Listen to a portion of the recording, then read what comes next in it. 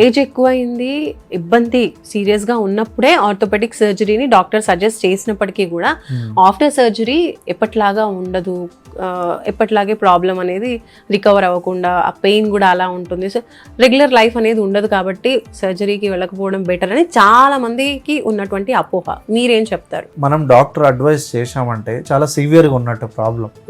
ఏ doctor కూడా initial స్టేజెస్లో ఉన్నప్పుడు సర్జరీ అనేది అడ్వైస్ చేయరు.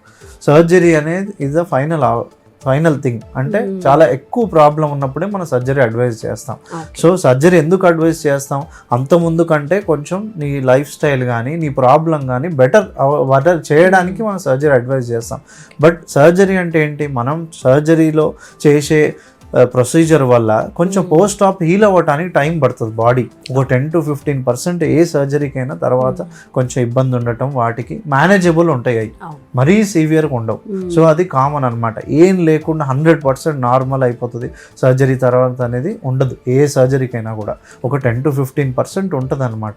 దాన్ని మేనేజబుల్ ఉంటుంది. దాన్ని అప్పుడప్పుడు మనం జాగ్రత్తగా ఉండటం ద్వారా లేకపోతే టాబ్లెట్ వేసుకోవడం ద్వారా మెయింటైన్ చేసుకుంటూ ఉండాలి. బట్ సర్జరీ ఎందుకు చెప్తాం? ఇంకా డిటోరియేట్ అయిపోతుంది సర్జరీ చేసుకోకపోతే. కాబట్టి సర్జరీ అనేది అడ్వైస్ చేస్తాం ఎవరికైనా. అది